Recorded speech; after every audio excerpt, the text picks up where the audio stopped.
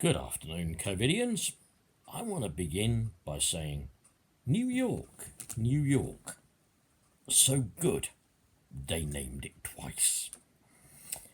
Well done, Joe. I know not much changes in the political landscape.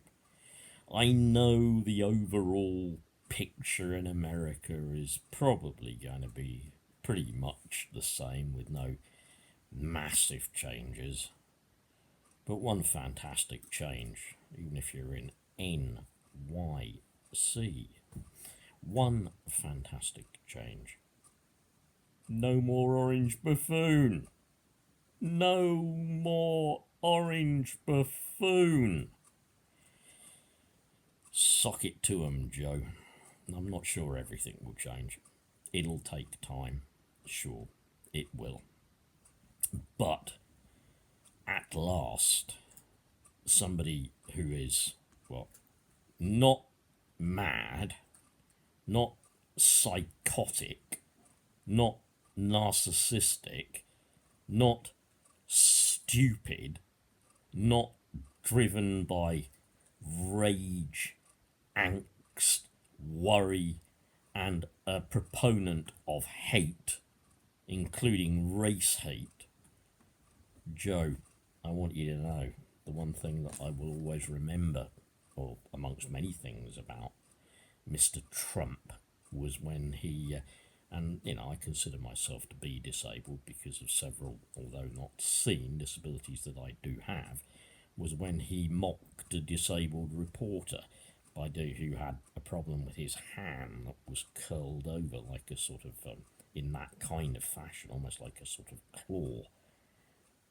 And Trump did an impersonation of him on national television while apparently going to answer his question. Honestly, America, as has been said countless times, I think that's when it should have ended. Honestly, I think it should have ended then. Trump should have gone, but he didn't. And there's all the damage he has done that is left to repair. Now, sure, I know Joe has said he is going to be a president for everybody, even if you don't agree with him. Yep. I know he said that. Every politician coming into power will say that. I get it. But let's hope that he really is. Let's hope he makes good on that promise. Let's hope he makes good on healthcare. Let's hope he makes good on a society that is for everybody, an economy that works to provide enough for everyone and not just the select few. Good luck to you, Joe. In Great Britain, what do we see? Well, I'm sure Mr. Boris Johnson, a good friend of Trump, in our special relationship. I'm sure Michael Gove, also another good friend of President Trump. Nigel Farage, a good friend of President Trump, in the hands across the sea special relationship. I'm sure they're really, really upset to see that Trump has gone.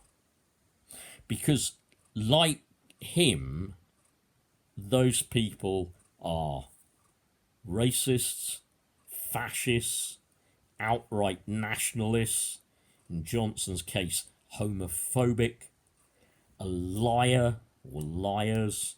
Yeah, they're really, really upset that Johnson has gone. That Trump has gone. Just going to tell you one story, and I came across it on Google, where I come across all good stories. Yep.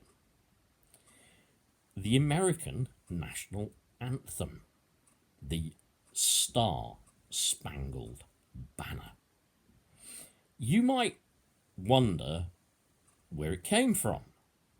You might even wonder about some of the lines in it, because, to be honest with you, I do. Yeah? Now, forget about all the stuff about having to put your heart on your hand on your heart and all that lot, but just listen to the actual story, and this is correct because I have fact-checked it on Google.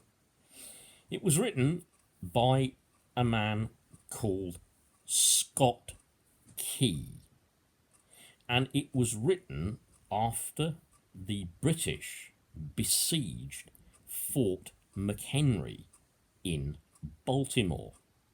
This was in the 1800s. I think it was written in 1814. Now, what the British were saying to the Americans was, because Scott Key got involved in a prisoner exchange, and the old British fleet were out there, ships of the line in Baltimore Harbour, kind of, like little dots on the horizon. They were covering the entire harbour from one side to the other, and gradually the battle fleet approached, and they got their guns all trained on Fort McHenry, and they were going to raze it to the ground. But in between all of this, the Scot there was negotiating a prisoner exchange. And apparently the British told him, look, it's okay, don't worry about this prisoner exchange, because they're going to be freed shortly anyway, because unless America strikes her colours, we're going to shell the fort and reduce it to absolute rubble. Well, that Star-Spangled Banner did indeed yet wave. A massive stars and stripes atop Fort Henry, which we are told apparently was made by a local widow. Everyone in the fort could see it. More importantly, the British could see it. Now, you might argue an absolutely perfect aiming mark, but that was their symbol, that they wouldn't surrender. That night, of course, I don't think the prisoners got exchanged or whatever. The fort was pounded. It was hammered by salvo after salvo from British naval guns. And it was said, think about, or say, does that Star-Spangled Banner yet wave? Think about that for a second. That came because apparently the American prisoners on the British ships were asking between themselves, bearing in mind they were down below in the hold, like in dungeons. It wasn't very nice down there in the hold, barred in and everything. They were asking each other, does the Star-Spangled Banner yet wave? Oh, hey, does that Star-Spangled Banner yet wave for the land of the free and the home of the brave? They were asking that question. Well, the battle finally, or the shelling finally finished. And after all the rockets resounding and the bombs bursting in air, it must have been one heck of a sight. It must have been terrifying to be on the end of that bombardment. It must have been brown trouser wearing terrifying. Certainly would have worn my brown trousers. They looked out, and sure enough, the flag, the standard of America, still flew from Fort McHenry. Unfortunately, there were few casualties, and not as much damage was done as would be expected. The British then felt that it was not prudent to carry on this siege, and they withdrew their naval fleet. Shortly after that, the peace agreement was signed. Now just think about that story, right? Think about it. It's a story, well, certainly it's a story of a people fighting for independence from a colonial power. Most definitely it is. The Americans, okay, you might say they go around colonising the world, taking things over and all that lot. That's up to you. Yeah?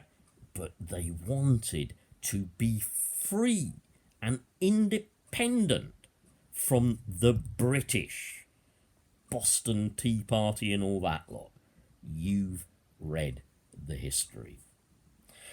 So what I think that is saying is that Americans have at their very heart a struggle for independence, a struggle to become what they can be, unfettered, untrammeled by external forces. Yeah?